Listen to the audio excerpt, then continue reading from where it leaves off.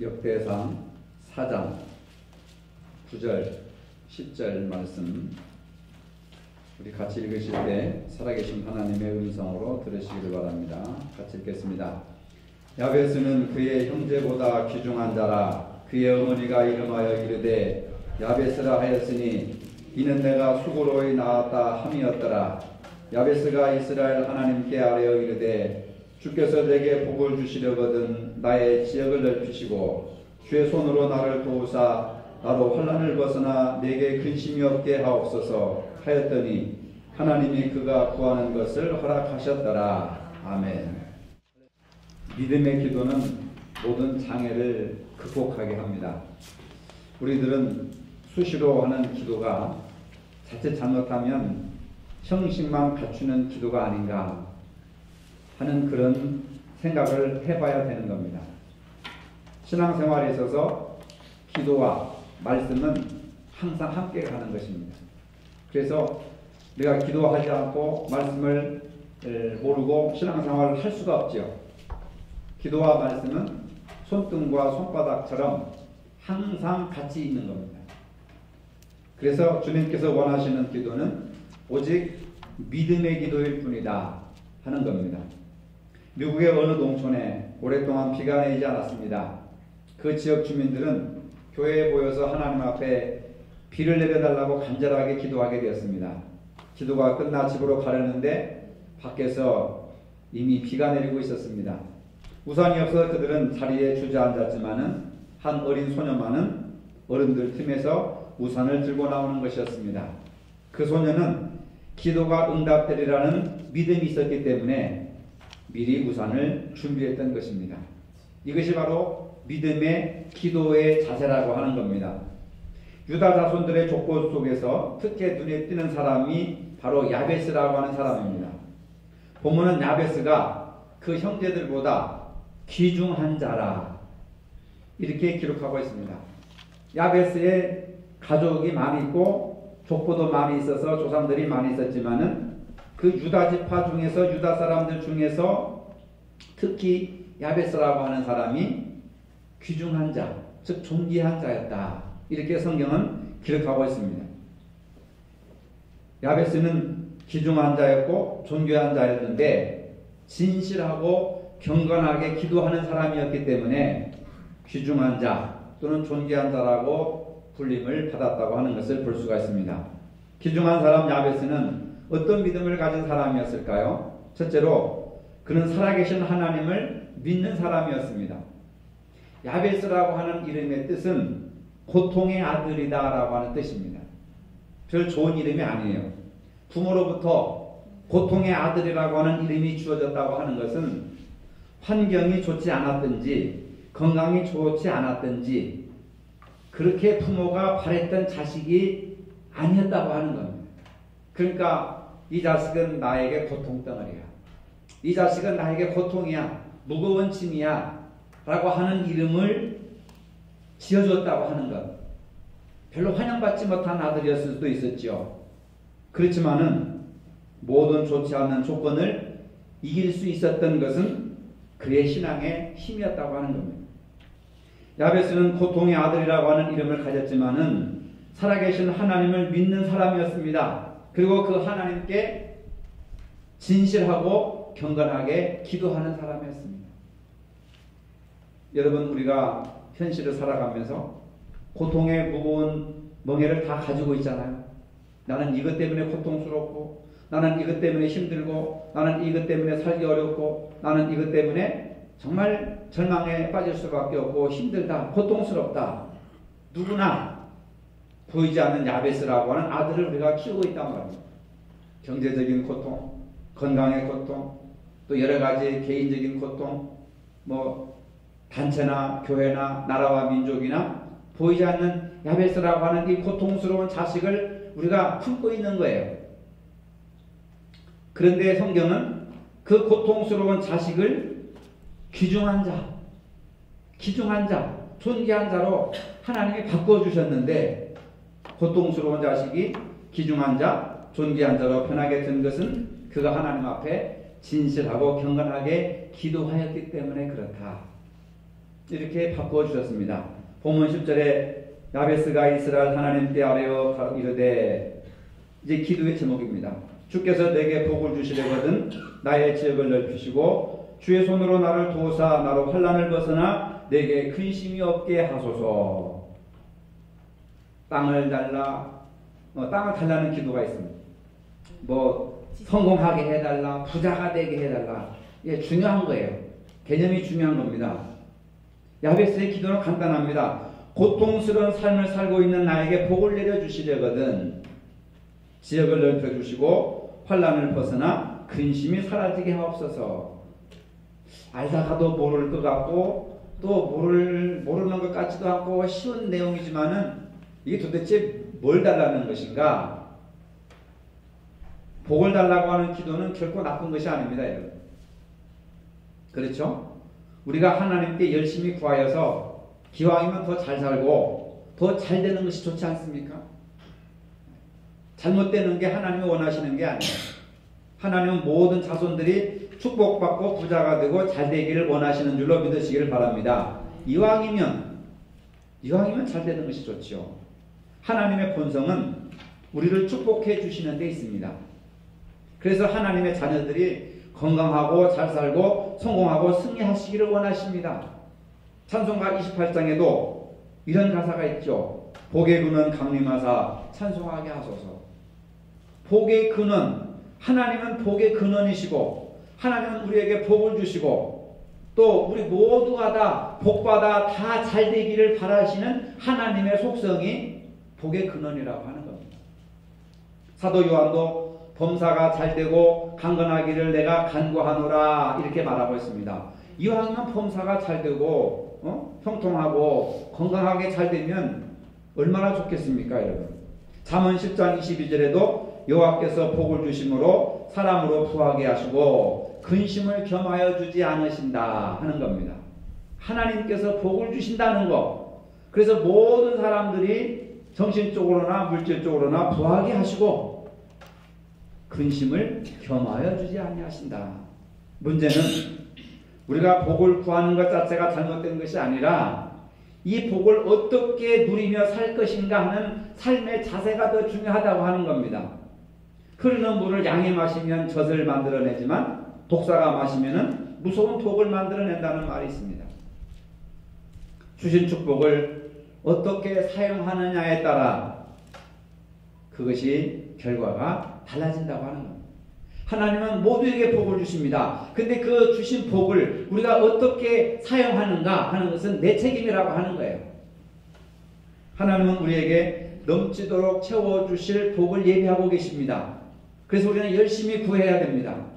구하지 않고 결코 얻을 수가 없는 겁니다. 예수님께서도 구하라 주실 것이요 찾으라 찾을 것이요 두드리라 열릴 것이니라 말씀하셨습니다. 여러분들이 부족한 것 있으면 구하시기를 바랍니다.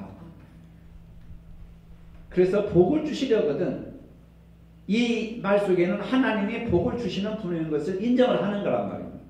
복을 주시려거든 자기의 지역을 넓혀달라, 자기의 지경을 더욱더 넓혀달라 이렇게 기도합니다. 이런 기도의 배경에는 야베스가 살던 시대에는 바로 여호수아가 가나안 땅을 정복하여서 그 땅을 지파들에게 골고루 이렇게 평등하게 나누어 주던 그런 시대였습니다. 고대로부터 지금까지 이스라엘 백성들에게 땅은 곧 생명을 상징하는 것이었습니다. 투기의 목적을 위해서 땅을 달라고 한 것이 아니고 땅에 정착을 해야 가나안 그 출애굽에서 지금 40년 동안 광야길을 걸어오다가 마침내 가나안 땅에 들어와서 자기 텐트를 치고 움막을 짓고 채소밭을 만들고 가정 식구들이 모여 살 수 있는 이 손바닥만한 땅이 있는 것이 가장 큰 소원이었던 거예요.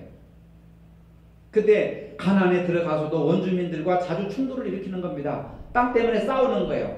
땅 때문에 전쟁을 일으키고 사람들이 죽고 그러니까 야베스의 마음속에 나를 좀 땅을 주시옵소서. 우리 가족이 편안하게 우리 동족들이 편안하게 살 수 있도록 땅을 좀 주시옵소서. 이왕에 주실 바에 그 땅의 지경을 좀 넓혀 주시옵소서. 이렇게 기도를 하는 겁니다. 그러니까 땅을 넓힌다고 하는 것은 무한히 생육하고 발전할 수 있는 그러한 삶의 터전이라고 하는 겁니다. 지역을 넓혀달라고 하는 기도는 단순히 땅을 팔아먹어야 되니까 이기적인 어떤 땅을 넓혀달라고 하는 그런 복을 구하는 것이 아니고 하나님의 더욱더 큰 일을 할 수 있는 기회를 달라. 나의 지역을 넓혀달라 하는 것은 야베스는 당시에 좀 편안하게 살 수 있는 터전을 달라 이런 기도를 했지만 오늘 우리들은 어떤 의미로 받아들이느냐, 하나님의 더욱더 큰 일을 행할 수 있도록 나에게 꿈과 소망의 비전을 넓혀주시옵소서. 우리는 단지 재물만을 구해서는데 그치서는 안 됩니다. 재물과 함께 하나님이 어떤 기도를 해야 되느냐, 하나님 나에게 하나님의 일을 더 크게 감당할 수 있는 기회를 주시옵소서. 우리의 재능과 직업과 소유물 이러한 모든 것들로 만족할 것이 아니라 그런 것을 더 넓히기 위한 이기적인 기도를 드리는 것이 아니라 이미 주신 것 가지고, 이미 내가 나에게 소유한 것 가지고 하나님의 더 큰 일을 하게 해달라고 기도해야 된다는 말이죠. 우리의 자녀들의 삶의 지경이 확장되게 하시고 우리의 삶의 지역이 넓혀지게 하시고 우리 교회 선교 지역이 더욱더 넓혀지게 해주시고 우리의 사업을 통해서 주님의 사업을 더욱더 더 많이 더 큰 일을 할 수 있도록 지경을 넓혀달라, 이런 기도를 우리가 해야 된다 이 말입니다. 내 삶의 선한 지경이 더욱더 넓혀지게 하여 주옵소서. 내 기도가 많은 사람들에게 감동을 주고 내 전도 활동과 내 삶의 모든 것들이 많은 사람들에게 감동을 주고 기쁨을 주어서 그들의 마음이 변화가 되도록, 교회 나오고 싶은 마음이 생길 수 있도록 그러한 삶의 지경을 넓혀달라고 기도해야 된다 그 말입니다. 야베스는 바로 이런 구체적이고 실제적인 기도를 드린 사람이었습니다. 이런 기도를 누구에게 드렸겠는가? 바로 이스라엘의 하나님을 향한 기도였습니다. 하나님이라고 하지 왜 꼭 이스라엘의 하나님이라고 하는 그것을 붙이느냐? 여러분, 이스라엘의 하나님은 어떤 분이십니까? 그분은 살아계셔서 이스라엘 백성들의 기도를 응답해 주신 하나님이셨습니다. 이스라엘의 하나님은 자기 백성을 애굽에서 인도하여 내신 하나님입니다. 40년 동안 구름기둥과 불기둥으로 인도하신 하나님이십니다. 기사와 이적으로 그들을 먹이게 하시고 마시게 하신, 그리고 입히신 하나님이십니다. 약속하신 대로 언약의 땅인 가나안까지 인도하시는 그런 하나님이셨습니다. 막연히 머릿속으로만 생각으로만 말로만 한 것이 아니라 이스라엘의 삶의 역사 속에서 이스라엘 민족들과 함께 동행하신 하나님, 구름기둥과 불기둥으로 인도하시고 만나와 메추라기를 주시고 반석을 쳐서 생수를 주신 것은 이스라엘 백성들과 함께 했다는 겁니다. 여러분들은 오늘 하나님이 함께 하신다는 것을 믿고 계십니까? 그런 하나님을 여러분 믿고 계십니까? 야베스는 그들의 역사 속에 또는 그의 역사 속에서 구체적으로 활동하시는, 일하시는 하나님께 기도를 드린 거예요. 하나님이 살아계시다. 우리 역사 속에서 함께 계셨고 현실 속에서도 함께 계셨고 구체적으로 지금 여기에서 함께 계시는 그런 하나님 앞에 구체적인 기도를 드린 거예요. 하나님을 의뢰하는 자는 기중함을 받습니다. 아브라함이 그랬고 사무엘이 그랬고 엘리야가 그랬고 다니엘, 베드로, 요한, 바울, 얼마나 귀중한 사람들이었습니까? 이분들은 한결같이 야베스라고 하는 고통의 문제를 가지고 있었던 사람들이에요. 근데 기도하고 말씀에 순종함으로써 하나님 앞에 귀중한 사람들이 되었습니다. 기도의 사람들이었습니다. 그들은 하나님을 살아계신 분으로 믿었던 분들입니다. 아브라함을 봅시다. 본토 고향 친척 아버지를 따르라고 했을 때에 믿음으로 순종했습니다. 백세 얻은 아들 이삭을 바치라고 했을 때에 모리아 산에 올라가서 하나님의 말씀에 순종하여 자녀를 바쳤습니다. 믿음의 본을 보였기 때문에 이스라엘 백성들은 아브라함을 믿음의 조상이라고 하는 겁니다. 사무엘은 어렸을 때 엘리 제사장의 집에 가서 공부하면서 하나님의 음성을 들었습니다. 그리고 장성하여서 이스라엘 초대왕 사울에게 기름을 부어 왕을 세웠고, 사울이 실패하자 하나님께서 그 다음에 다윗 왕에게 기름을 부어서 왕을 세우러 가셨습니다. 일국의 왕을 세우는 그 큰 일을, 한 번 하기도 힘든 일을 사무엘은 2번씩이나 감당한 사람입니다. 다니엘은 사자굴 속에서 갇혀서 죽을 지경에 있었지만은 살아계신 하나님에 대한 믿음을 저버리지 않고, 왕이 주는 산의 진미의 음식을 먹지 않고, 나는 오직 하나님만 섬기며 하나님 앞에 기도하며 하나님의 말씀대로만 살겠다. 내가 죽어도 내가 하나님의 뜻대로 살아가겠다. 이런 믿음을 가진 사람입니다. 엘리야는 열왕기상 17장 1절에 보니까 이런 기도를 하고 있습니다.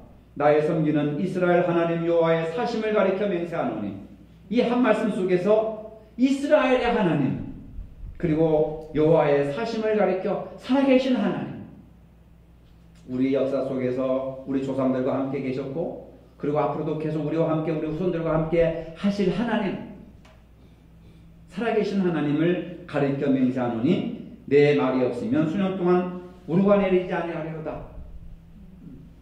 내 말이 능력이 있는 것이 아니라 살아계신 하나님의 말씀이 능력이 있어서 내가 말할 때 비가 오지 아니하도록 말하면 비가 안 오고, 비가 오도록 내가 말하면 비가 올 것이다.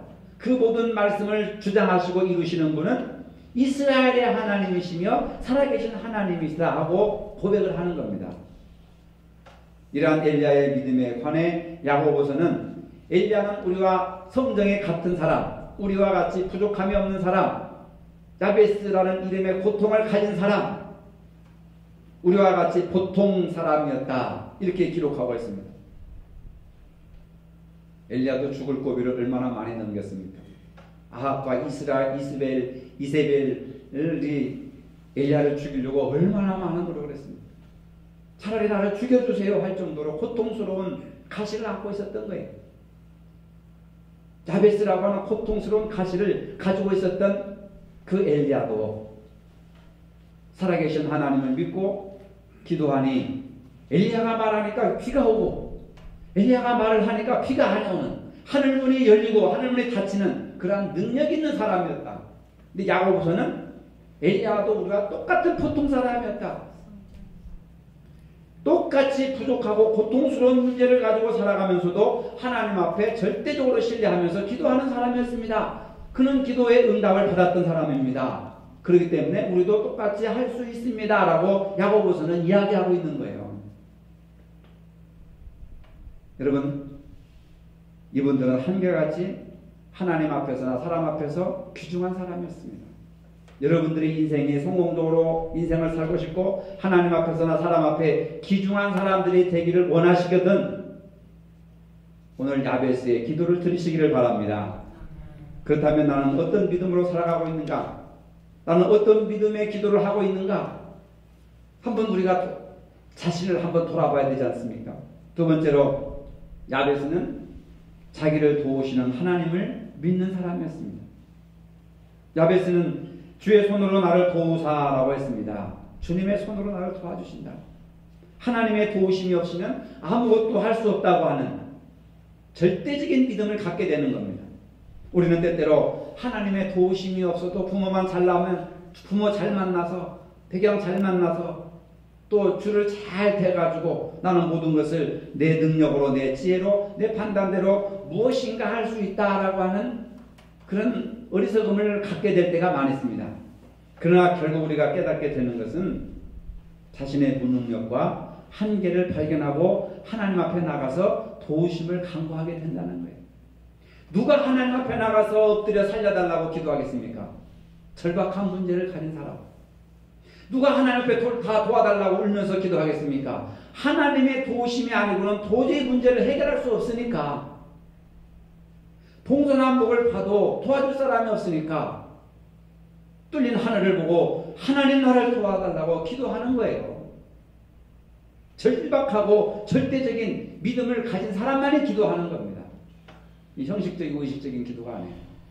절박한 기도.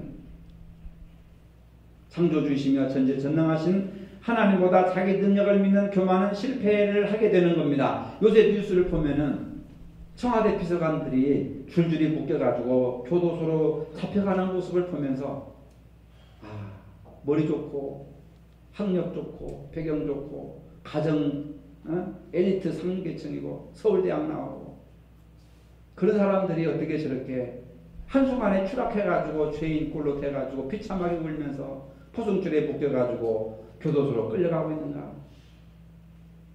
범사에 하나님을 의지하고 하나님의 도우심을 믿으며 사는 사람은 위경 중에서도 하나님이 구해주시고 함께 하신다는 것을 믿으시기를 바랍니다.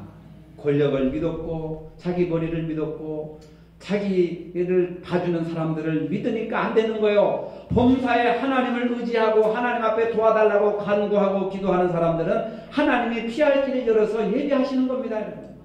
도와주십니다.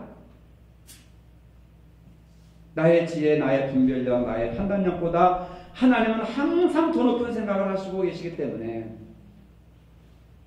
국민들이 왜 우리 장로님 기도하실 때 어제 100만 명이 촛불을 들고 나왔다고 그랬잖아요. 이 선량한 한국 사람들이, 정의 많은 한국 사람들이 왜 이렇게 분노해가지고 거리에 나가서 그 추운 날 부르짖었겠습니까? 단 하나, 청와대는 신성한 곳입니다. 그곳에서 무당을 데려다가 투술했기 때문에, 그리고 무당의 이야기를 다 듣고 청취를 했기 때문에 그래서 분노하는 거예요. 그런 면에서는 우리 기독교인들도 정말 이 나라 이 민족이 하나님을 경외하고 청와대에서 찬송 소리가 울려 퍼지고 예배하고 그런 분위기가 형성됐으면 이런 일이 일어났겠는가 그 말이에요. 참 안타깝습니다. 세 번째로 야베스의 기도가 하나님의 응답을 받았습니다. 응답받는 기도의 비결이 있습니다. 4가지가 있는데 첫째로는 하나님을 경외하는 마음을 가져야 돼요. 단순한 고민거리만 해결하기 위해서 기도하지 말고 마음을 열고, 장로님 기도하실 때 소통하는 교회가 되게 해달라고 그랬는데 진정한 소통하는 교회 사람이 되려면 마음을 열어야 돼. 마음을 열고 1대1로 대화하듯이 하나님 앞에 기도하는 것도 마음을 열고, 하나님 앞에 마음을 열고 하나님과 나 단둘이 이렇게 앉아서 대화하는 것처럼 그런 마음의 자세를 가져야 되는 거예요. 나는 지금 누구 앞에 기도합니까? 하나님 앞에 기도하는 겁니다. 그 마음을 열고 솔직하게 기도하는 거예요. 그게 경외심을 갖는 겁니다. 두 번째로 회개하는 심정을 가져야 됩니다. 정말 필요해서 간구하는 것인가, 아니면 형식에 따라 기계적으로 마지못해서 기도하는 것인가 살펴봐야 되죠. 주님께서 원하시는 것은 상한 심령이라고 했습니다. 상한 심령이라고 하는 것은 회개하는 심정을 가지고 기도하는 거예요. 회개하는 마음. 세 번째로 겸손한 기도입니다. 자신을 지렁이처럼 여기고 간구할 수 있다고 한다면, 세리처럼 간구할 수 있다고 한다면, 나는 죄인입니다. 나는 아무것도 바친 것도 없습니다. 세리처럼 나는 내가 잘못하면 앞으로 사배나 갚겠나이다. 앞으로 다시는 내가 그렇게 살지 않겠습니다. 라고 하는 마음을 가진다면은 그게 바로 겸손한 기도예요. 하나님은 겸손한 자에게 은혜를 베푸신다는 것을 믿으시길 바랍니다. 마지막으로 확실한 소망을 가져야 되죠. 소망이 없는 기도, 의심하는 기도는 바람에 부는 바다와 바닷물개 같이 요동친다고 그랬습니다. 의심의 기도, 소망이 없는 기도는 응답이 없습니다. 하나님은 우리의 세미한 음성에도 귀를 기울이시는 분이십니다. 이러한 4가지 원칙을 가지고 기도하면 응답이 오는 겁니다. 제 얘기 아니라 존 칼뱅이라고 하는 위대한 신학자가 쓴 기독교 강요에서 발췌한 내용입니다. 종교개혁자 칼뱅, 우리는 그 칼뱅의 신학을 바탕으로 교회가 세워지고 신학을 형성하고 믿음을 고백하는 거예요. 개혁교회에서 가장 위대한 사람이 마틴 루터와 존 칼뱅입니다. 그분이 쓴 기독교 강요가 엄청나게 두껍습니다. 그런데 기도의 응답을 받지 못하는 또 기도가 있어요. 야고보는 분명히 이렇게 말합니다. 야고보서 4장 3절에 보니까 구하여도 받지 못하는 기도는 정욕으로 쓰려고 잘못 구하기 때문이다. 여기서 정욕이라고 하는 것은 자기 욕심을 채우기 위한 기도는 아무리 열심을 내도 응답이 없다는 거예요. 내 욕심을 내서 기도한다면. 자기 욕심을 채우기 위한 기도는 응답이 없다. 마지막으로 야베스의 기도는 환난을 벗어나 근심이 없게 하소서라고 하는 겁니다. 근심과 걱정은 그림자처럼 이렇게 같이 다녀요. 왜 그런지 모르겠습니다. 뭐가 좋다고. 그런데요, 근심과 걱정은 무엇으로 이기는지 아십니까? 감사로 이기는 거예요. 감사로. 다음 주일이 추수감사주일이잖아요. 1년 동안 베풀어 주신 하나님께 감사하는 날입니다. 감사주일은 하나님의 도우심에 대한 감사 신앙에서 비롯되는 것입니다. 우리는 범사에 감사해야 됩니다. 감사하는 동안 근심과 걱정이 사라진다니까요. 감사하는 신앙에 복을 받는 줄로 믿으시기 바랍니다. 감사하는 신앙이 하나님을 감동시키는 거예요. 하나님의 감동받으면 기도 응답이 이루어지는 겁니다. 그래서 범사에 감사하라 이렇게 말을 하는 겁니다. 감사는 범사에 하나님을 나의 아버지로 인정을 하는 겁니다. 모든 것이 하나님의 것이라고 인정을 하는 겁니다. 감사가 넘칠 때 근심이 안개처럼 사라져버리는 거예요. 네? 감사가 넘칠 때 근심과 걱정이 사라지는 거라니까요. 그래서 기쁨과 즐거움이 넘쳐나게 된다는 겁니다. 감사가 넘칠 때 감사할 일들이 충만해질 줄로 믿으시기를 바랍니다. 야베스는 고통의 아들이라고 하는 그런 정상적인 어떤 사람이 아니었답니다. 성경은 그가 귀중한 사람, 존귀한 사람이라고 기록하고 있습니다. 왜? 하나님 앞에 진실하고 경건하게 기도하는 사람이었기 때문에 그렇습니다. 오늘 모두에게 현실의 삶이 힘들다고 합니다. 고통스러운 문제를 가지고 있다고 생각합니다. 사는 것이 고통이라고 얘기합니다. 이구동성으로 얘기합니다. 하지만 오늘 우리가 어떤 고통 속에 있을지라도 하나님은 우리가 귀중한 삶이 되고 귀중한 삶을 살기를 원하시는 줄로 믿으시기를 바랍니다. 이것이 하나님의 뜻이라고 하는 거예요. 그러나 우리가 귀중한 사람이 되고 존귀한 사람이 되려면 어떻게 하겠습니까? 이제는 진실하고 경건한 기도의 사람으로 거듭날 때 야베스라고 하는 고통의 이 보이지 않는 고통이 내게 떠나가 버리는 거예요. 우리는 기도에 매우 어렵게 생각합니다. 기도는 교회를 오래 다니는 분들이 교인들 앞에서 하고 싶은 말을 하는 것으로 생각하고 있습니다. 기도는 교인들 앞에서 자기가 하고 싶은 말을 하는 것이 아니지요. 자신의 신앙을 하나님 앞에 고백하는 것입니다. 기도는 어려운 것이 아닙니다. 하나님과 1대1로 마음을 열고 대화하는 것입니다. 야베스의 기도가 얼마나 간결하고 얼마나 솔직한 기도입니까? 설교를 마치면서 이 가을에 우리는 이런 기도를 드려보는 것이 어떨까 하는 생각으로 시 한 편을 여러분들에게 낭송하겠습니다. 나를 위해 기도하게 하소서. 남을 위해 기도하기 전에 나를 위해 먼저 눈물 흘리고 남을 사랑하기 전에 내가 먼저 사랑받도록 하소서. 내 마음의 호수가 잔잔해야 배를 띄울 수 있고 내 마음의 등불이 밝아야 길을 나설 수 있으며 내 가슴에 사랑이 있어야 남의 사랑을 느낄 수 있지요. 남의 잘못을 보기 전에 나의 부끄러움을 알게 하시고 남을 탓하기 전에 내 자신을 나무라게 하소서. 남 앞에 서기 전에 거울에 내 모습을 비추어 보듯 남에게 말하기 전에 그 말을 나에게 먼저 해보고 그것이 아픔이 되면 부드러운 말로 고치게 하소서.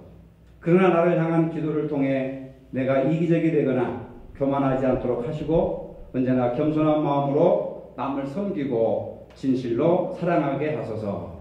기도하시겠습니다. 야베스는 고통의 아들이라는 불행을 안고 태어났지만 그가 진실하고 경건하게 기도하는 사람이었으므로 귀중한 사람이라고 하였습니다. 오늘 우리 모두도 진실하고 경건하게 기도함으로 귀중한 삶을 살아갈 수 있도록 은혜를 더하여 주시옵소서. 나를 향해 기도할 때 이기적이거나 교만하지 않도록 겸손한 마음으로 나를 섬기며 사랑하는 기도를 할 수 있는 저희 모두가 되게 하여 주시옵소서. 예수님 이름으로 기도합니다. 아멘. 이제는 우리 주 예수 그리스도의 은혜와 하나님 아버지의 무한하신 사랑과 성령의 교통하심이 고통스러운 현실에서 야베스의 기도를 드림으로 귀중한 삶을 살기를 원하는 사랑하는 모든 성도들 머리 위에 이제로부터 영원토록 함께 하시기를 축원하옵나이다. 아멘.